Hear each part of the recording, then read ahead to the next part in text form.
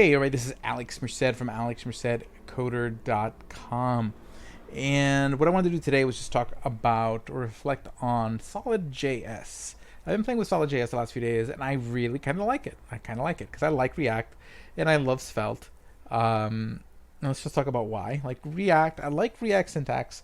Like, like React, once you know how to use React, it's just a very, especially particularly JSX, is very pleasant to use. Like really, like JSX is like the thing that's like the most pleasant thing about React. It's just nice. It's just something satisfying about writing JSX. If you're not familiar with it, it's like writing HTML and JavaScript. It's like part strange. It's part HTML, part templating, part client-side JavaScript. It's a cool thing. But a lot of the other things are kind of annoying, like having to use effect hooks to prevent things from running over and over again, and having to kind of think through how the virtual DOM behaves, and all the and state management and all these kind of things that just get really tricky. And one of the issues when you're using like Angular, Vue, or React is that the final code you ship to the browser, you're shipping the framework with it. Because even though you do build the code, you use like Babel and things like this, that there's a build process that transpiles all your JavaScript into modern browser JavaScript. And here's the thing, depending on how like that's configured, that could be slow. So, if you really want to have an optimized build process, ideally you'd want to kind of go in there, customize the build settings, maybe even generate multiple builds. And because now you can actually, like, if you're not familiar with this, now what you can do is you can put like 2 script tags for your JavaScript. And then what you do is you set one up as a JavaScript module, and you put like the type module on it, and then you put another script with like a no module property. And what happens is, if it's a newer browser, it will ignore the no module tag and run the module one, which should have your more like later modern JavaScript version. So you transpile to like a newer version of JavaScript, and it's going to run a lot faster, be a much smaller bundle, versus like, hey, if you really wanted to support Internet Explorer, you then compile to like I think what the recommendation is to compile for like newer browsers. It's best to compile to ES 2015, which would be ES6. So I think it's more like 2017, compiling to ES 2017, and then basically for older browsers you compile to ES5. But again, that's going to require a lot of polyfills, which really increases the size of your bundle. And again, as far as I understand, if you're using Angular, Vue, or React, and you're just using the straight like boilerplate, that's what it's going to assume. It's going to assume that's compiling to ES5. So when you run that npm run build command, you're building a sizable bundle, and you're shipping the framework on top of that. So you're shipping React plus a bigger than necessary bundle. Okay, if you do like differential loading and a lot of these new modern, take advantage of a lot of these new modern browser features, which Angular does kind of do for you now. Like Angular's like newer build tools kind of factor this, and I'm sure React will improve like the built-in, and Vue will improve all that stuff. But at the end of the day, like you're still probably gonna have to tweak it to get the ideal. That's just a lot of work, and that doesn't change with either. Like that doesn't change with like necessarily with Svelte or Solid either. But you're shipping a big bundle. Now with Svelte, what's really nice about Svelte is that it compiles the code. So you're not actually shipping a framework called Svelte, because there's no such thing as really like Svelte code. The Svelte syntax is something you write JavaScript in, and then what happens is that the Babel, this basically kind of like the compile JSX to, but except that it's going to compile the Svelte code into just normal run-of-the-mill JavaScript. So it's just using normal JavaScript, no special library to for your final code.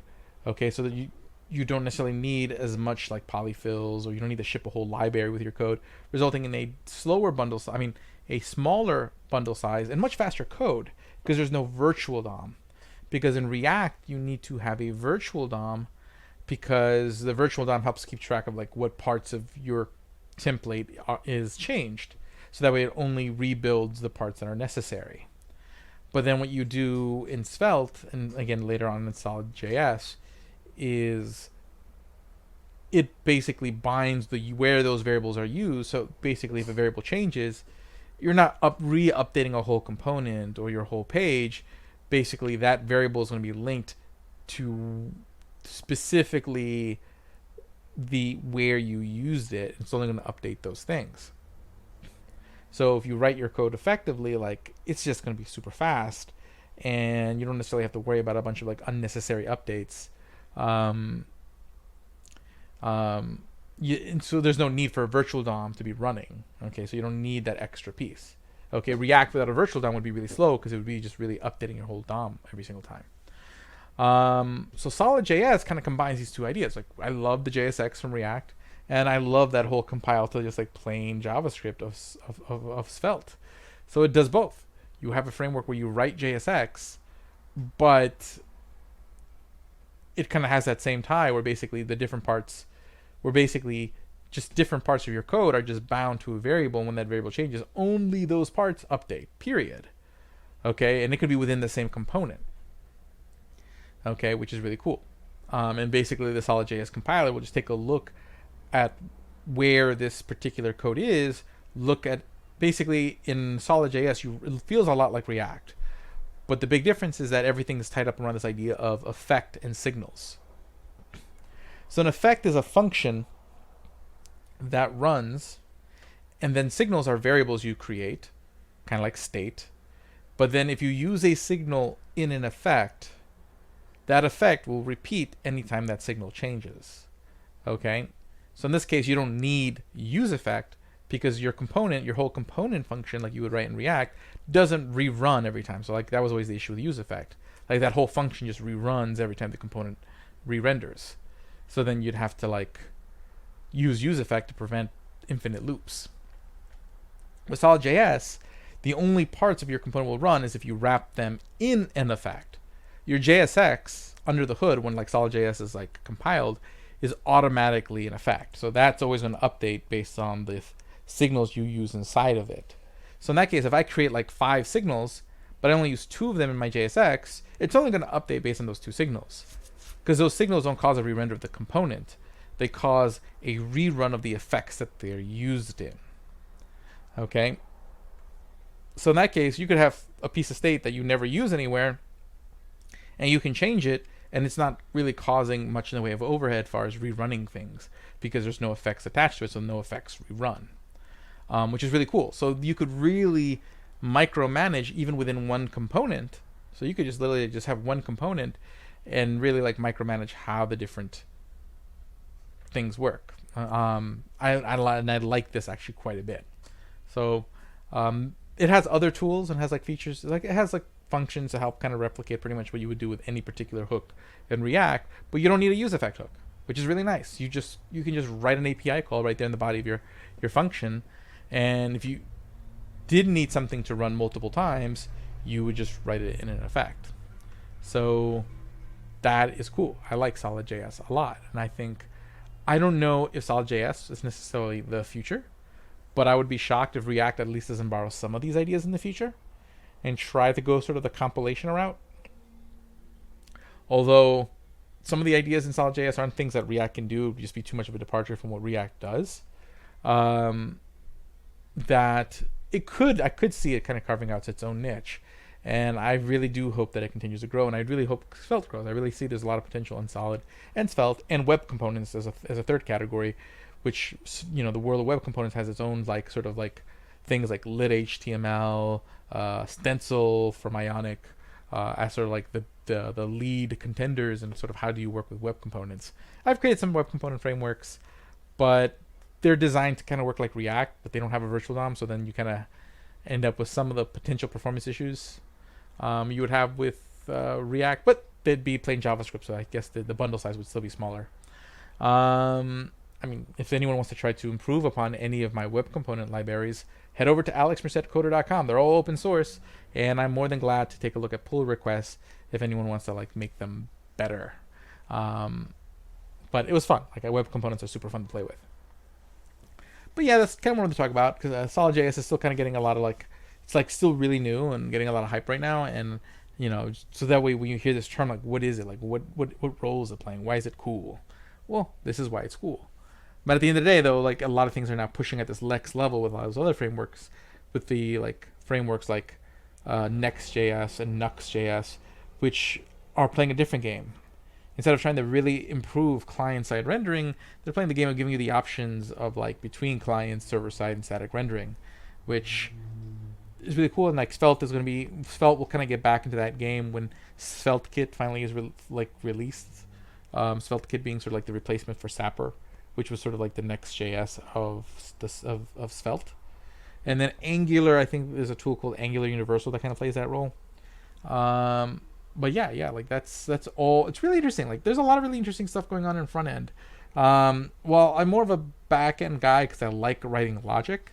I do find like a lot of this front end stuff really interesting, like just sort of like the evolution in the front end, and the back end stuff. I can't think of any like major advancements in back end stuff since like GraphQL. But I just really like playing around with the different like back end frameworks and seeing like the different ways of like structuring your routes and running your server. But the back end's pretty kind of like the innovations there are more like best practices than necessarily like a new framework or a new thing. Like, the frameworks that are available like are just oftentimes just providing you the same pattern, just maybe with better syntax, better tools, stuff like that. Like if you were Python, like the cool thing is like Masonite, in my opinion, because while Django's the thing, Django can be kind of unpleasant to work with sometimes, and Masonite provides this sort of very nice Ruby on Rails experience. And if you've used Ruby on Rails in Ruby, there's a reason why there aren't that many Ruby frameworks compared to other languages, because Ruby on Rails works pretty well. Like it's a very, very easy experience. And actually recently, like what I did is I replicated a very Ruby on Rails like experience in Express, creating a Express project template called Merced Express. Try that out; it's really cool. You can, with a few CLI commands, you can pretty much scaffold out authentication, database models, routes. It's really cool. Like it basically takes Express, but gives it the sort of the productivity of Rails if you really like Express. But you also want to be able to build something really fast like in Rails. Check that out.